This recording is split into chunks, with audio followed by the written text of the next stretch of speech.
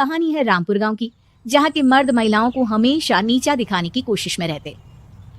अरे अभी तक खाना नहीं आया, क्या मुझे एक और शादी करने की जरूरत है?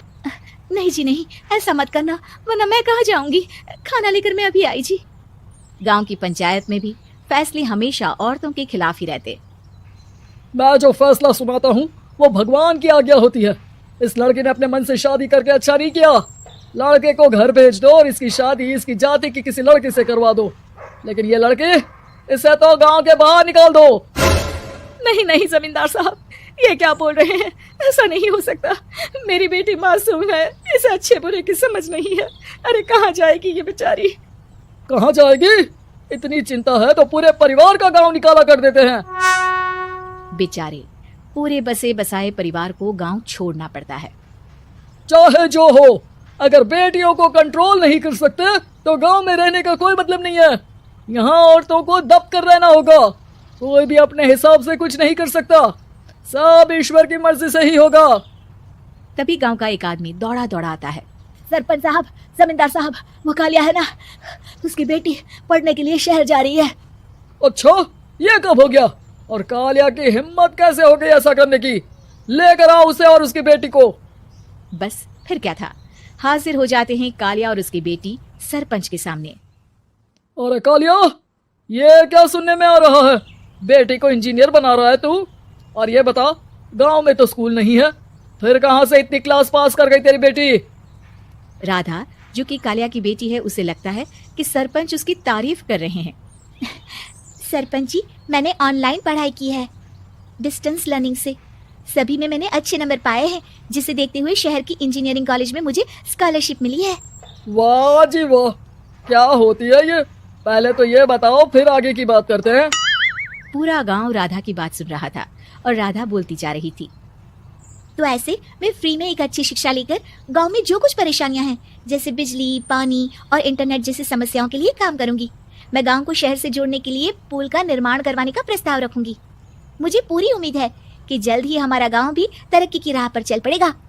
राधा की बात सुनकर सारे गांव वाले ताली बजाने लगते हैं।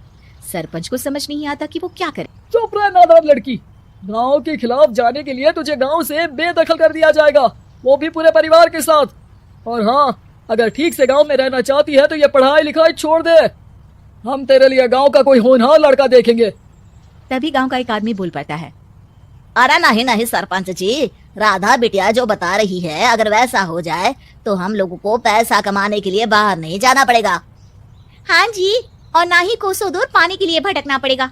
हमारे बच्चे भी अच्छी पढ़ाई कर सकेंगे और आगे बढ़ेंगे, ना कि हमारी तरह खेती करते बैठेंगे। क्यों गांव वालों, राधा बिटिया का साथ देना चाहिए ना। सरपंच देखता है कि गांव राधा के साथ है तो वो चुप हो जाता है। वो घर आकर अपने सलाहकार से बात करता है, जो बहुत ही चालाक किस्म का इंसान होता है। अरे सरपंच साहब, आपको बहुत ही होशियारी से काम लेना पड़ेगा। एक बार गांव तरक्की कर गया, यहाँ के बालक पढ़ लिए तो कोई ना पूछेगा आपको। और फिर ये जो बेटा और बेटी है ना आपके, इनको भी आम लोगों की तरह ही जीवन जीना होगा। हाँ, लेकिन करे तो क्या करे? वो ना आप मुझ पर छोड़ दीजिए, बस मैं जैसा बोलूं करते जाइए। अगले रोज सुबह जब गांव वाले सोकर उठते हैं तो राधा के घर के बाहर और साथ ही वो लोग जिन्होंने राधा का सपोर्ट किया था, उनके घर के आगे लाल रंग से कल आऊंगी लिखा होता है। कल आऊंगी, यह क्या होता है? अरे यह तो खून से लिखा है, लगता है कोई भूत प्रेत या चुड़ैल का साया है। चलो सरपंच जी के पास चलते हैं। सभी सरपंच के पास जाकर उसे सारी बात बताते हैं। और ये तो बड़ी मुश्किल की बात है। चलो, मैं एक बाबा को जानता हूँ, उन्हें बुला लेता हूँ। सरपंच बाबा को लेकर गांव के घर के बाहर जाता है। ओहो, तो ये वो चुड़ैल है जो उन लोगों को निशाना बनाते हैं जो गांव को बदलने का सपना देखते हैं। वो गांव को ऐसे ही संपन्न देखना चाहती है, वो नहीं चाहती कि कोई बाहरी यहाँ का कायाकल्प करे। क्या तुम लोगों में से किसी ने गांव को बदलने की सोच रखी है? तभी राधा की माँ रोते रोते आती है। मेरी राधा घर से गायब हो गई है, अरे कोई तो बचाओ, मेरी बच्ची कहाँ गई? ले गई वो, चुड़ैल तेरी बच्ची को ले गई। अब वो उसे श्रापित करके छोड़ेगी, उस पर चुड़ैल का साया हो जाएगा। तभी बुरी सी हालत में राधा भी वहां आ जाती है। उसके बाल चुड़ैल की तरह फैले होते हैं और कपड़ों में खून लगा होता है। सभी राधा को देखकर डर जाते हैं। माँ, पता नहीं मुझे कौन उठा कर ले गया था।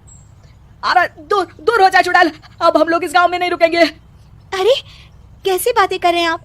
कल तो आप मेरे भरोसे गांव का हुलिया बदलने, अपने बच्चों को पढ़ाने और तरक्की उन्नति की बात कर रहे थे, तो आज क्या हो गया आपको? ये फिर तुम लोगों को बहकाएगी। ये चुड़ैल गांव में आ चुकी है, ऐसे ही ये तुम्हारे घर के बच्चों को भी ले जाएगी। गांव वाले राधा को गांव से बाहर निकाल देते हैं। उसके माँ बाप रोते रहते हैं, लेकिन गांव वाले नहीं मानते। मैं भी अपनी बहन के साथ गांव के बाहर रहूंगा, लेकिन वो पढ़ाई नहीं छोड़ेगी। वहीं सरपंच के घर पर सलाहकार कहता है, देखा, सांप भी मर गया और लाठी भी नहीं टूटी। लेकिन अगले ही दिन सरपंच के घर के बाहर भी वही शब्द लिखे होते हैं। और फिर सरपंच की बीवी कहती है, हमारी बेटी को किसी ने अगवा कर लिया है। तभी राधा का भाई वहां आ जाता है। अरे गांव वालों, मैंने सरपंच जी की बेटी को देखा था, वो चुड़ैल उसे उठाकर ले जा रही थी। अरे क्या मजाक कर रहे हो?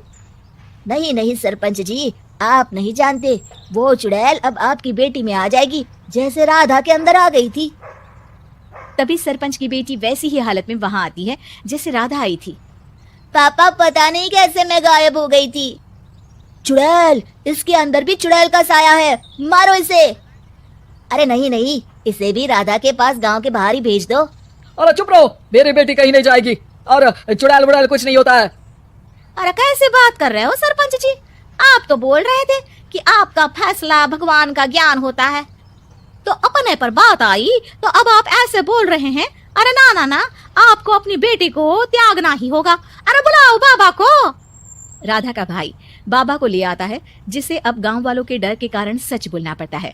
मैं कोई बाबा नहीं हूँ, मैं तो मोची था।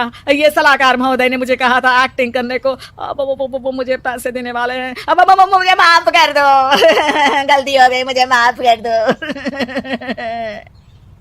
तभी वहां राधा आ जाती है। देखा सरपंच जी, जब गांव के बच्चे साक्षर होंगे तो आप जैसे लोगों की चालाकी नहीं चलेगी।